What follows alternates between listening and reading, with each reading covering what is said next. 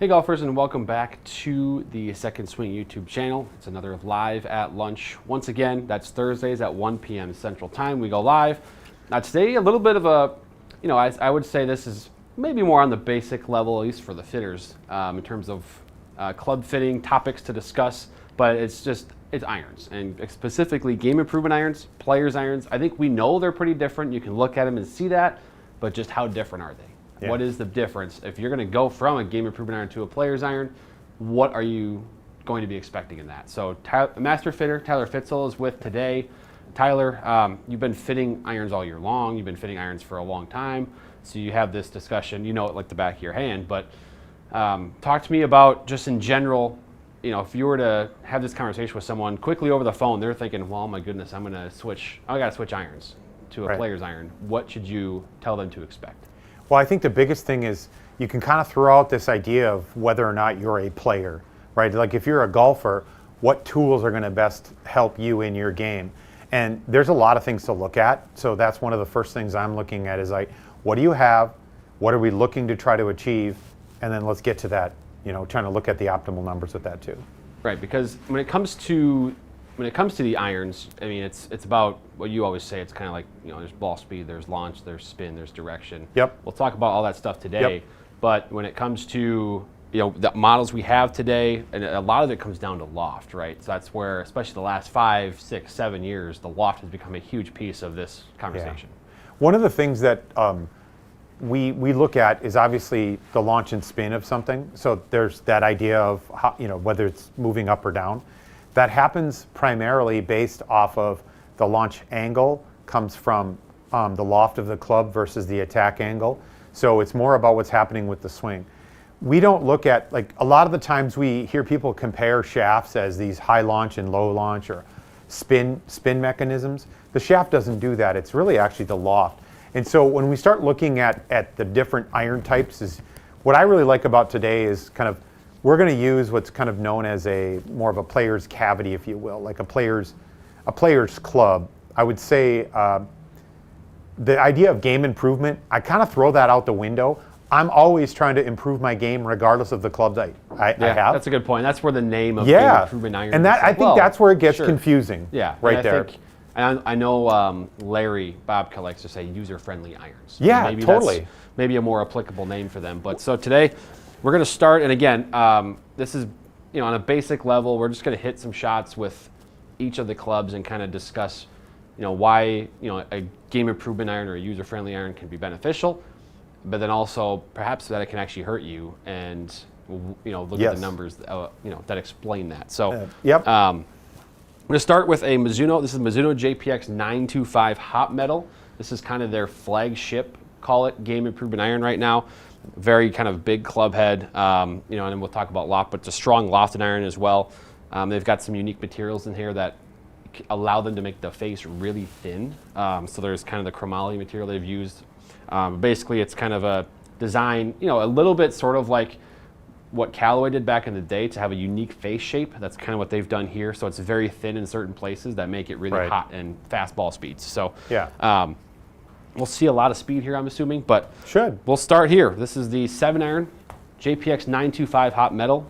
I imagine we'll see some distance here. Yep.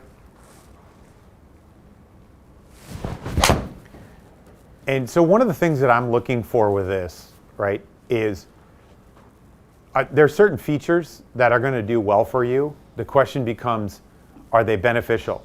So as soon as I said a little bit earlier, right, what is game improvement? Well, we want to improve our game. How do we do that? We have to fine tune. So we're really looking at what are some of the advantages. I look, as an example, at something like what you've got in your hand. Yeah. Your club speed is 96 miles an hour. That's, Okay. And again, this is, I will also, we'll make a note as well. You've got some stock shafts in here. These are just some clubs that were sent to us for kind of the content purposes. So they're not a perfect match across the board here. Right. And they already weren't anyway because of lofts. So it's not a super scientific test, but I think we'll see the differences just in the performance of the designs of them. Well, and here's some of the basics, right? You have a steel shaft in all of them. You have the same length in all of them. Yep. And the lie angle is the same in all of them. We're just changing based on kind of head shape, head design, and then also forgiveness factor. Yep. Right?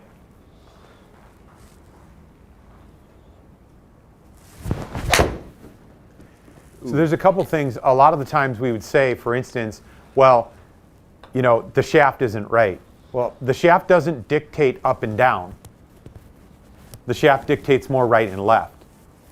As an example, and I'll get your attack angle on here. No, it actually doesn't take that on this one. It won't. Does it? Yeah, this is a different Trackman that doesn't actually have that. But you normally have a little bit of an attack angle, and you also have a little bit of an inside out. So as an example, that ball movement we just see right there, where it turns over to the left, is your typical ball movement. Yep. I'm not picking a golf club based off of that. In some ways, what I'm doing is I'm actually going to pick more so based off of things like hit location and turf interaction. See, that one's fascinating right there. Yeah? I say that because I hit that very low on the face. You did? Yeah, I almost missed it, see. But the total distance, now again, that factors in weather conditions and stuff, but like, right. This is the benefit of a club like this. I almost missed it. We showed the impact location. Yes. We saw how it was like on the bottom of the club face. And the launch is about 4 to 5 degrees lower. Correct, but look at how the distance doesn't even change. Exactly. It's almost, I mean, you could barely pick out right away which one is which on the map. That doesn't, it's not an outlier in any way other than where I hit it, and then the height and launch is a little bit lower because of that. Right. But I guarantee you that shot with, you know, one of the T100 or Pro S3 we're going to hit here. 20 yards less. Correct. Easily. Yep. And so we have to look at this as saying, well, what's the part of the game that we want to improve? If it's ball speed because we're not getting distance, okay. Yep. But are we not getting distance because it's not getting in the air, staying in the air? Yep. Are we getting the ball to go somewhere but not stop? Like, those are the things where we start talking about launch and spin that become very important to this whole process. Yeah, too. so that's kind of the next piece I wanted to do here, actually. So that's the JPX 925 hot metal. Yep. And then the next thing I wanted to do was hit the HL model. Sort of the JPX 925 HL, which is high launch. Yep. And the reason I wanted to do that is because I think game improvement irons are almost morphing into two different categories now, where you've had the stronger lofted one that's going to give you the maximum distance. There's also now the model that's going to give you a little bit more launch as well. So basically this HL is the same club head, same technology basically. With two different things. Yep. Specifically loft. Yep, the loft is higher. The loft structure, and a little bit deeper center of gravity. Yep. So it is a little bit bigger. And one of the things that we have to look at with this too is, say for instance you're someone that needs to get that launch in the air, but you tend to pick the ball. Mm-hmm. If you pick the ball and you go to a very wide sole, you may actually work against yourself because that sole is actually pushing that club out of the turf interaction even more. Yep. And this is where you can't just take, game improvement and say, I just need more ball speed and I need more launch. It actually needs to be blended together with some other technologies. Right, because one of the things you notice here is there's I would say in general it's a shallower club. Yeah. It's shorter, if you will, right? Yep. The club doesn't raise as much in the air, and because of that, the center of gravity is lower. And so you'll see that, the loft will help, but also you'll see the launch be higher because of that. There's more weight below and kind of behind the ball. Yeah. So that right there, that's the science behind why 7-woods and 9-woods are becoming popular, because players are getting more height and more launch. Right. Due to that center of gravity. Well, and the same thing is true is if you're someone that's looking at getting some clubs and you're saying, I've been playing something that's not very forgiving, I don't really get any ball speed or distance on my miss hits, we're going to start looking at things that are still in that same category as to what you have, but increasing the ball speed. Because if we just, automatically, if you come in with something that's 15, 20 years old, like I've got clubs that are 15 years old.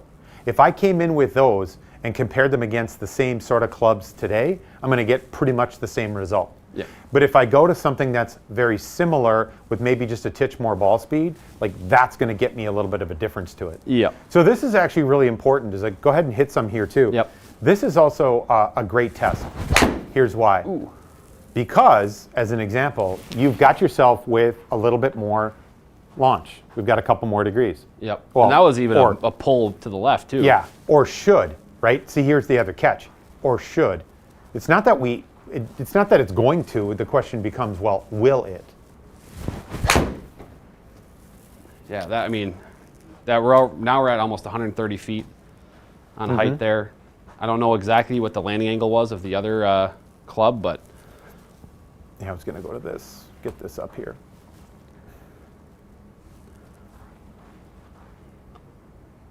But yeah, this thing. Oh, by the way, also we're seeing the high ball speeds, right? I mean, I'm in the mid 130s. Yeah. That smash factor, you know, if we were to divide that club speed and ball speed, it's very high.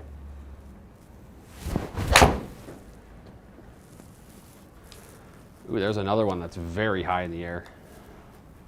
I should also note too, I'm hitting the Pro V1 golf ball.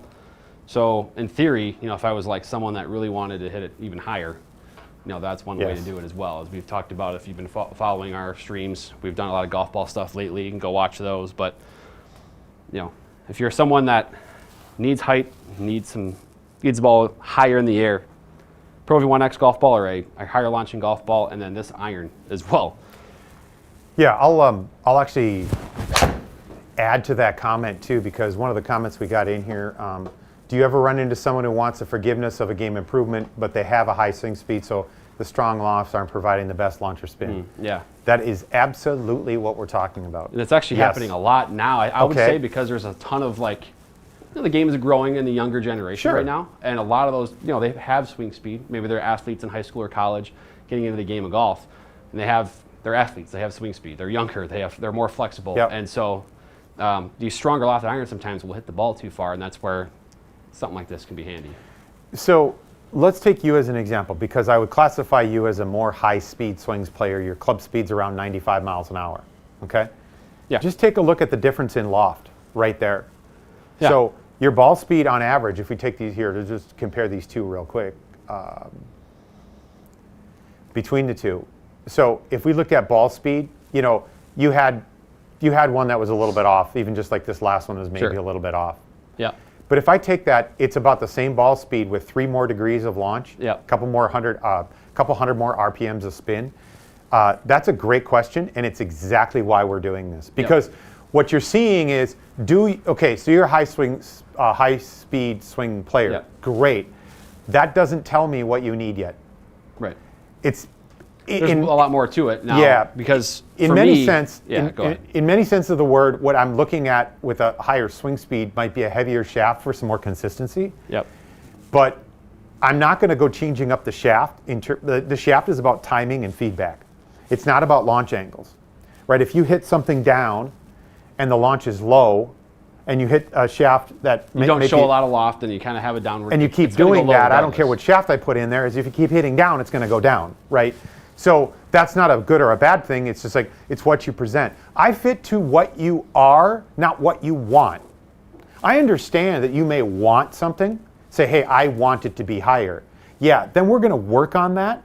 But I also have to look at what it is that's happening. And that's what I mean is game improvement is what part of the game. Can I make ball speed better, launch better, spin better? Can I tighten up the dispersion? I think because that's what you guys do at the beginning of every fitting is you talk about what your game is. You know, when you hit your irons, does it go the distance that you want? Or you want more distance? Maybe you hit some shots and you realize, well, part of the reason you're not getting that distance is because it's only going 47 feet in the air. Totally. Because in that sense, then the launch and the height is going to be more important, and by default, you'll gain more distance. So the question for you, and this is, you know, after you got 3 shots versus, you know, 4 or 5 shots, you could hit a couple more, but you're going to get the same, very similar results to this. You've got 3 more degrees of launch. It's carrying about 5 or 6 yards less. Right. And it's also traveling total a little bit less. Which that all falls in line with what we would expect based on adding some loft there, what we talked about with the iron and the build a little bit. So again, as we talked about, this game improvement category, you know, in quotes, I know we don't love that title for it, but it's a bucket. kind of morphing into 2 categories of its own, where you have companies now offering a higher loft option built in that same, with that same kind of construction or chassis, whatever it might be, to offer a little bit more launch for the players that, you know, I'm probably not this player, but the player that needs more height and spin to stop the ball on the green. So one of the things that we talk about as an example, we'll look at that exact bucket, if you will, of the club type, right? So you can kind of classify things as a blade or a very slight cavity back. That's kind of more tour level, if you will. You can talk about cavity backs, and there's a lot of differences in cavity back. You can have a very tour, like a tour cavity back, to a really more of a game improvement style cavity back. There's the cavity might be covered up, it might be empty or hollow in it. Right. So when we really start getting into the nitty gritty is let's take a look at one company as an example.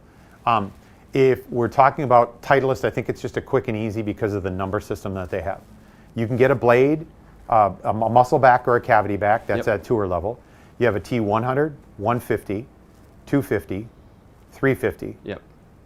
There's also a specialty. So what do we want to talk about for people at our challenge in terms of getting some of that speed to get it up? That launch spec. Yeah, we have a 250, a T250 launch spec, which is a lighter weight with more loft. Yep.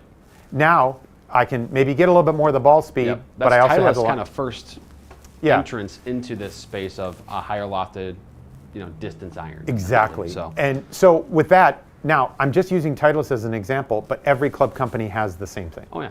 They all do. And so the second part of the question, which was a great one to get us into this anyway, was, well, do I move more, towards more a player's iron or just weaken the lofts? It depends. It depends if like the turf interaction is good and I've got center hit location. So if those things are working well and it's just a loft thing, then I might just move the loft. Yeah. If I'm all over the face, I may have to look at something that continues to give me ball speed no matter where I hit it. So then I might not move towards the players because I might lose a little bit of the ball speed. Yeah. And, but I get loft and, we don't have, I know we only have like an hour. I could go into so many different options for you right now. I could tell. Yeah. So, all right, what do we got next? So this is the Pro S3. So now we're going to do the Mizuno's Players Irons. We just hit their game improvement or their user friendly, but we just hit those two. Now we've got the Pro S3, which is kind of almost a blade, but it's a small cavity back, much more on the loft. I believe it's at 34, 33 or 34 degrees of loft. Those ones are 29. That one's at 34. 29 and 31, I believe, are the other two. Yes. So we should see this ball go a lot shorter. Yeah. And then, of course, there's other things that relate to that. It doesn't have to. That's the other thing.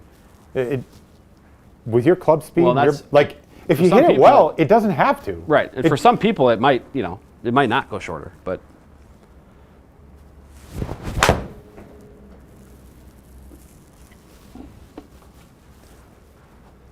Yep.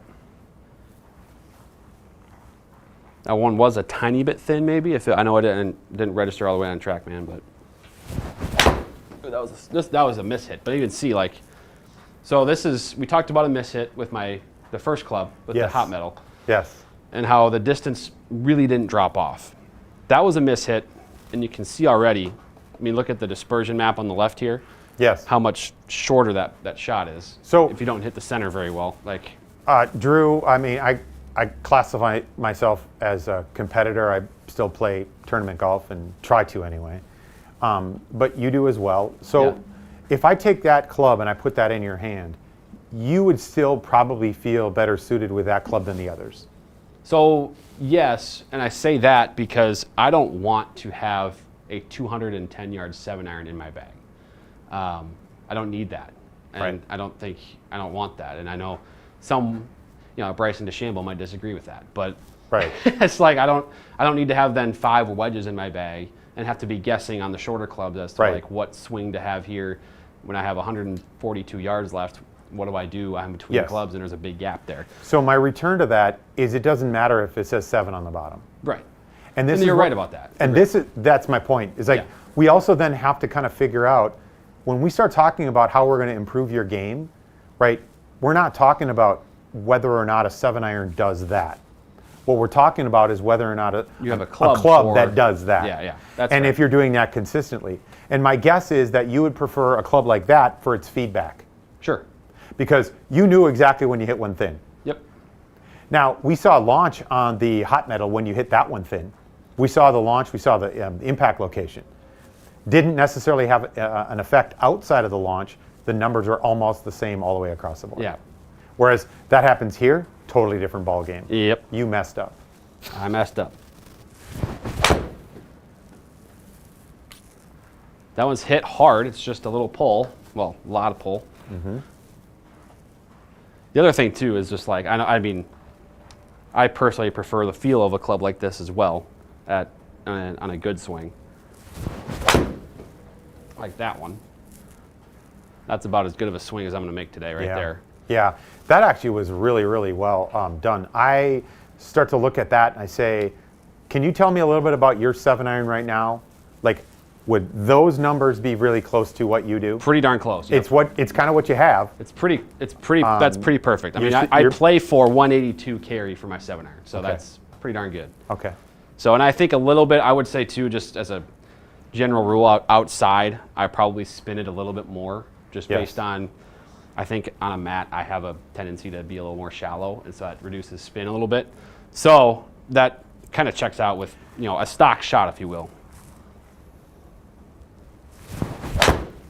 And I'm not sitting here looking at trying to change up what you do in terms of your swing, but you also have to realize that there's patterns developing.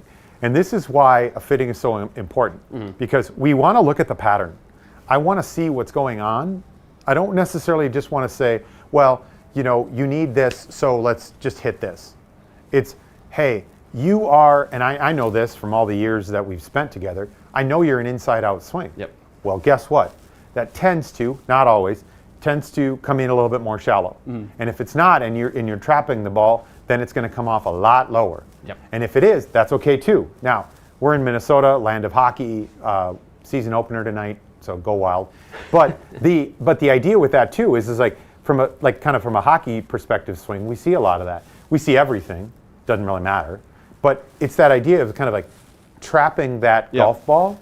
Basically, that's a swing type for people. That people have. Actually, it's funny. I would say 3 or 4 years ago, I was complete opposite. And I think just over time, I've swung and I've been trying to hit a draw, and now I hit it, and now I can't really hit a cut consistently. But that's just how I am. You're watching these swings, and every single one's kind of falling a little bit left there. One thing I wanted to point out about this club, obviously, aside from the shot where I really missed, which again, we talked about the forgiveness of the club. Look at how consistent those carried distances are here with the other 4. Even with 2 outside of the 1. Yep. Yeah, correct. And so I hit 4 solid golf shots there. And again, a couple maybe turned over obviously more than I would have wanted. But like you're seeing that oval instead of kind of doing this, diagonal deal. You're seeing it kind of, straighten itself out a little bit on that sort of, call it the x-axis there. Correct. Where that's another piece to these irons being perhaps a little more consistent on distance for players. Right. They're not going to jump as far if you maybe pull one. Yes. That spin won't drop as much, and it won't fly on you, if you will. I think that's another maybe a concern golfers might have with those larger, kind of chunkier, user-friendly irons. That's one of the things I was going to mention is when I said this just a little bit ago, if you didn't hear that, I'm looking at what you do. I need to know what you do. That's my baseline for the patterns I'm looking for, not what you want. What you want to do is hundreds of hours and thousands of swings in order to change it. So that's the practice regime, right? That's the commitment you're going to make to it. But what you do with the club, no matter when you're fitted, is going to be an important piece of this puzzle. And you could say to me, you want to hit the fade again. That's great.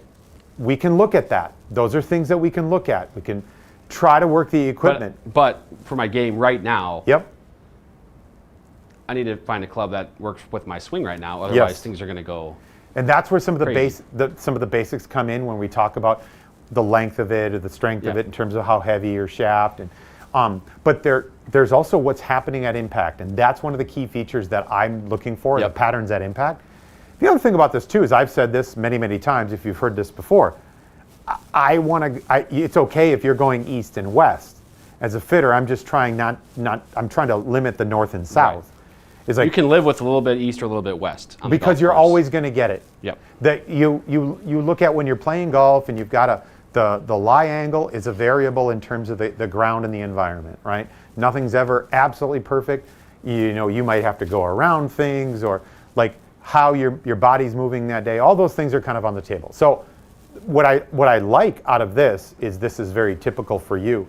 And obviously, if we zoned in on your club specifically, and if you had that here today, it might be a little bit more consistent, but Yeah. it's still going to be doing The basically. other thing too, like you said, you get into lie angle and stuff and everything, and that might optimize it a little bit. But basically, I think you're seeing numbers-wise, we're seeing exactly what kind of I know you would see in the Bay all the time, where loft is playing a huge factor into the distance. One thing I wanted to bring up so right now we're going to transition to the Titleist T350 and then the T100. So kind of a similar comparison, but just to see if the Titleist clubs have the same sort of relationship in these two different categories as Mizuno showed. Yeah. We did get a question from Dr. One Pocket about golf OEM marketing, talking about loft is not necessarily better for the player, which we've discussed at length in our YouTube videos and our podcast segments. Also mentioned something about the soles, which I thought was interesting, saying that wider soles are not more forgiving. Is that something that you've seen? I know it's a little bit tougher in the Bay to test that out. Yeah. But have you maybe just in what you've heard or seen from your players that you fit, because there's a lot of clubs out there with wide soles. Yeah. So maybe kind of going over that and seeing if he has a point, if this person has a point, or he has a point. I think the real problem is I'm going to give you an answer that you're going to laugh at. You're going to go, of course you're going to say that. It's player and swing dependent. Yep. And see, here's the thing. There is no one size fits all. And that's why you go to a company like Titleist or any, you name it. I don't care what OEM you're talking about. Like, they have products that are developed, engineered, and designed to try to fit big buckets of people, okay? Not everyone's gonna go get a blade. Not everyone's gonna go get the T350, which looks like basically a small hybrid, okay? But they have purposes, they have usefulness to them. You're actually proving a little bit of my point is, I don't just automatically assume if you need something that it's gotta be in a big sole. I can go on and on and on about really, really important choices in iron fitting today, right now, with the lineups we have from all these companies, is I can get you ball speed, I can control the launch with a little bit, with loft, and I can get you a thin sole. I can do that. There are options for that. It's why there's no one club that every club company just puts out there. And it's also why, if you look on the tour, why there are so many different options to it, right? And then you start taking a tour bag, and it's what we see on TV. So you start to break down what's in the bag for anyone, and they've got all of these kind of mixes of things. And when you start looking at the different mixes of clubs, like personally, I would prefer something with a very thin sole, but I'd like to see some height. I'd like to see some ball speed because I don't swing fast at it, right? Well, they've got that. They call it player's distance, right?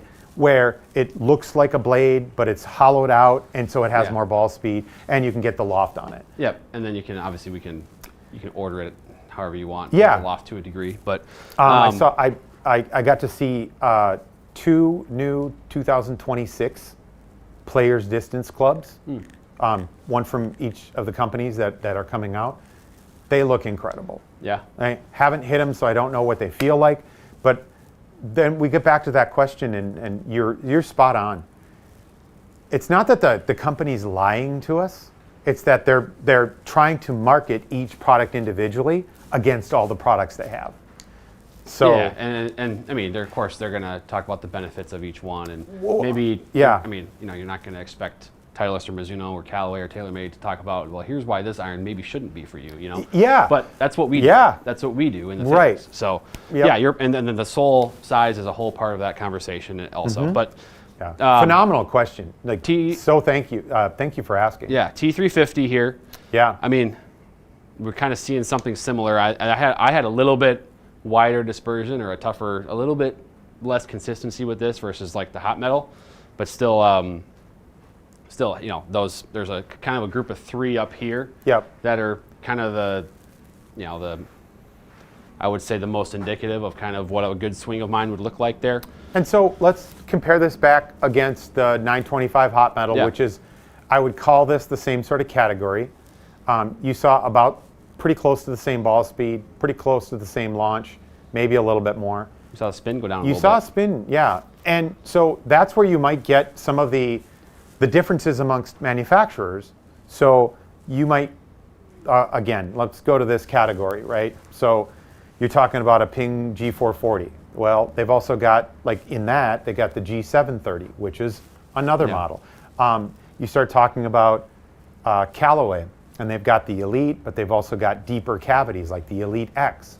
So you can get bigger soles, you can get more ball speed, you can get, like, you can change all of these factors to it. Yep. I like somebody highlighted what I had just said about, manufacturers are never going to tell you this club is not for you.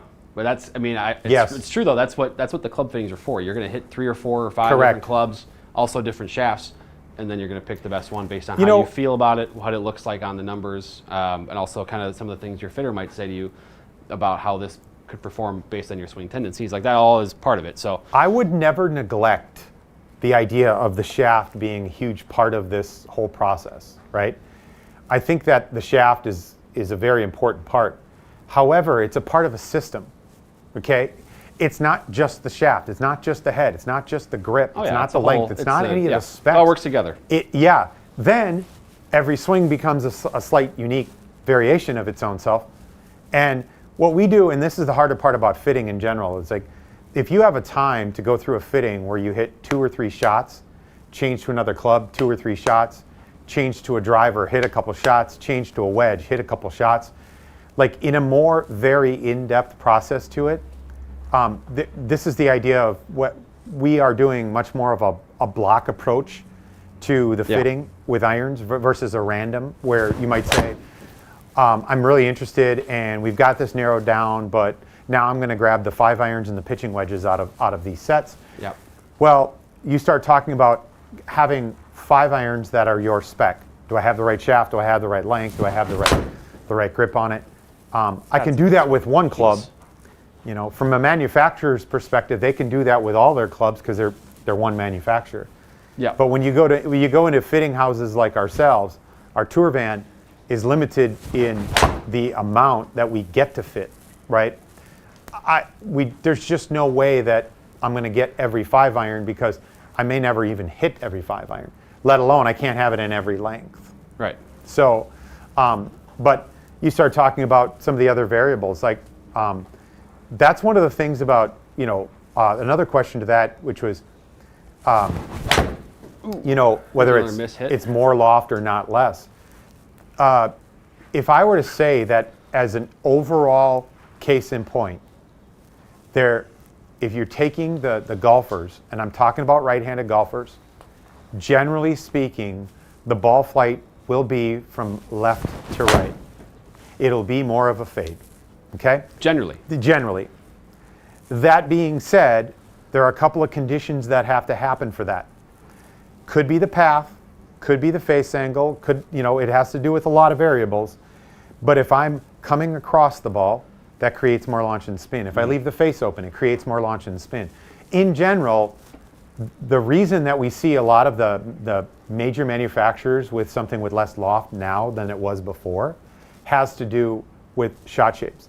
If I have something that's a little lower, a little straighter, and it's not spinning as much, it's going to go farther. And it's going to help a lot of people that do struggle with with curved shots. Yes. So 2-100 here. I mean, we're seeing something similar. I think I had the one miss hit that wasn't punished as bad as I was for my Pro S3 miss hit, but definitely we see that the punishment for missing the center of the face. I also had one that I really turned that club face over and went left. I mean, that's as far left as a 7-iron needs to be going. And even from that, right, again, is you had one really kind of poor outlier to it. Yeah. If we talk about that, and I in a fitting, I tend to leave all the shots up. Listen, I understand if it's 50 yards short that we can take that one off. But in a general sense, if you just hit those shots, and guess what? If we were outside and we were playing, it'd be the same shots. No, I know. Yeah. It's like it is. Yeah. And I know if you follow our channel when we do club testing, I take a slightly different approach in that we want to also show what this club does. Totally. Now, in a fitting, you're right. Like if I pull one way left or I hit 1-2 grooves low. Yeah. I do that on the course occasionally, so that matters. I wanted to call out one thing too, as well as I'm looking at this. Look at that spin and the deviation on the 2 players' irons versus the other ones. It is a very stark difference. Now, again, we It took really out, is, isn't it? we took a shot out with each that were hit poorly. Right. And that could be factoring in, but look at how consistent the spin is with the kind of more compact iron and the we talked about feedback, we talked about consistency there. Yeah. That's something that probably is going to matter a lot more to, you know, a higher level player maybe versus someone that's just trying to hit the ball high and far. Correct. And so these clubs are kind of delivering that here. I didn't expect this to be both under 100 in the deviation, and the other ones are kind of up in the 200, 300, 400s. But Yeah. that is something I wanted to call out here. And it's, again, both irons were close in the spin rate as well. The T100, I believe, is a degree stronger, so maybe that could be contributing to a Yeah, it slightly is. more distance. Or is the T100, is that the new, that's the new one? The new one. They bent it stronger 1 degree. That's 33. Yeah. Yep, and I think the Mizuno's 34. Someone correct me It if is. I'm wrong.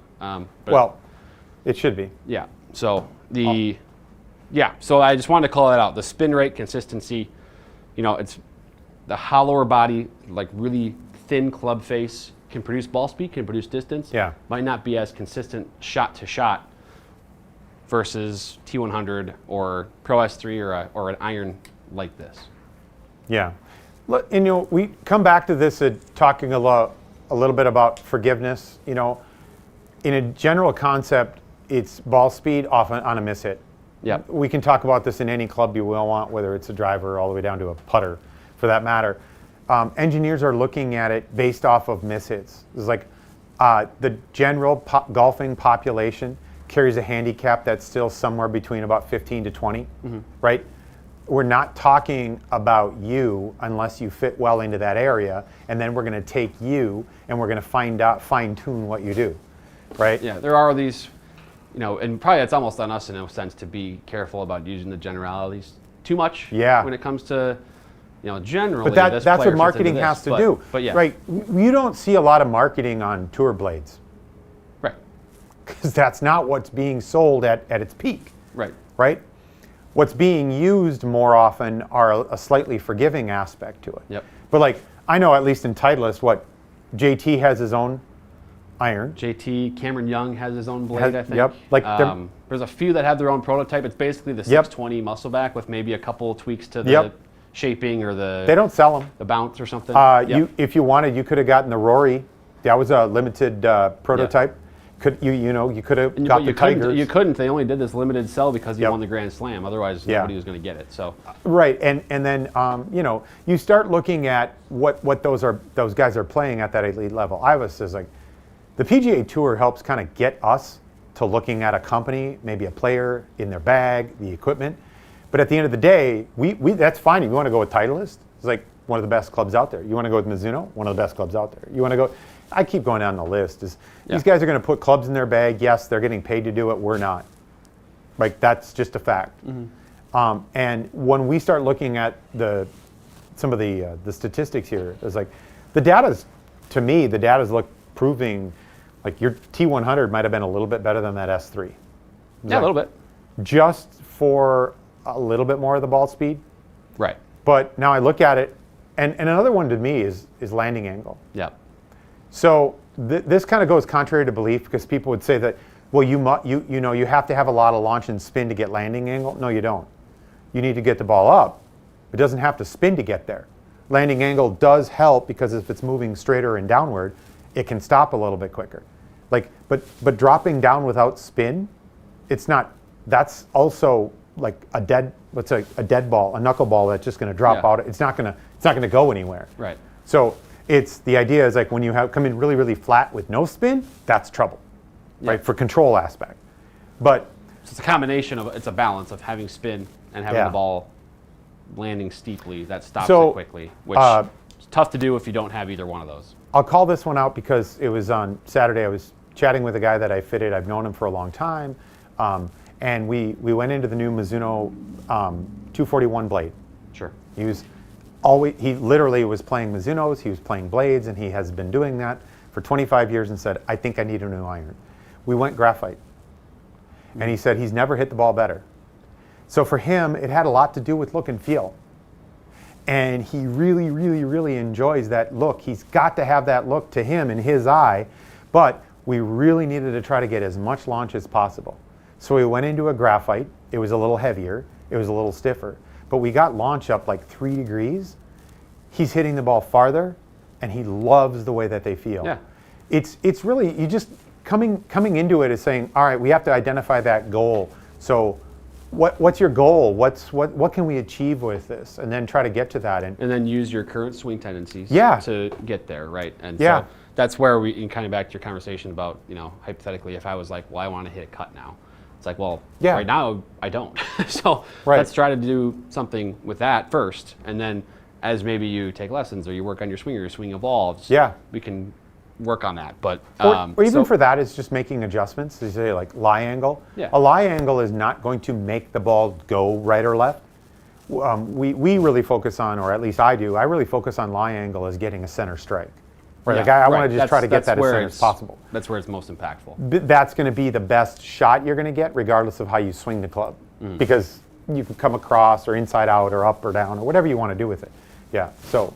But yeah, so this is kind of fun because I think it shows, we knew game improvement or user-friendly irons. We Yeah. knew they were different. Yeah. But this kind of puts maybe some numbers to how different they are. And, if we want to look at purely at distance, we're seeing a difference of 10 to 15 yards in carry. Yep. If we want to just look at spin, not only is the spin different and where it's higher with these players' irons, but it's also way more consistent. We can look at ball speed. There was some, probably 4 or 5 miles an hour in ball speed difference. Also on the dispersion, you saw where the shots ended up definitely changed from iron category to iron category. So Yeah. it's important to make sure. And if you are switching to one, or maybe you think maybe you're in a player's iron now and you're like, well, Right. I need more distance and I need more launch and I need more height, or whatever it might be. Like this is kind of the explanation here. So Well, and I want to go back to one of the comments about lofts more specifically, and talking about like the engineering, the game improvement. What do we do with high speed swings? yeah, One of the things that's happened over time in terms of the set makeup is that if you've reduced lofts, there are extra wedges. So can we take, should we do like hot metal as an example in this? we could. All right, let's take hot metal as an example. They've got a few wedges. Yeah. And Well, that's like, now. Yeah, it's almost yeah, like they're so the pitching wedge is really just a 9-iron. Yep. So one of the things that I've done for a long time is, even if we can just make the clubs a slight bit longer, right? So if I'm taking your current 6-iron that's at 30 degrees, and that's a 1/2 inch longer than your current 7-iron, and I give you a 7-iron that's at 30, but I make it a 1/2 inch longer, I've just given you a new 6-iron that says 7 on it. Yeah. But it also probably generally drops one more club off the top side, which means you can add one more club on the bottom side. Which is and where start- you're having. You're I mean, gapping and spacing. Some of these things, Yep. there's 2 gap wedges. Yeah. I mean, that's kind of Yep. what we're becoming now, because pitching wedges, some of these sets are 44 degrees. Yep. So now you have a 48 and a 52 or something. I mean, whatever it is, how you set it up. Yeah. But, yeah. Game improvement irons, players' irons. There's all kinds of irons, and they can all help you. It's We just didn't a even matter talk of- about combo sets. We didn't, which it's another whole, probably another live at lunch in itself. Do you play a combo set? I don't. I do. Now- I've played it for almost 20 years. So I was fit for one at Titleist. I have not put it in the bag yet. Okay. But I have that one, and I was fit for T150s to T100s, Yeah. which is a very common one. So Right. that is another whole piece of this conversation. And, Yeah. and you see guys on tour with 3 or 4 different irons in their Yeah. bag blending together. Well, that's actually what I meant by that too, is to bring up this idea too, that we have to look at the whole thing. It's not just a piece or a part, like, oh, I'm in a game improvement iron. I might have a couple different models in my bag to achieve what I'm really looking at with it. So you still might have more of that player's looking club, maybe a slight cavity back, in the pitch, the 9, maybe even in the 8, because that agrees with you.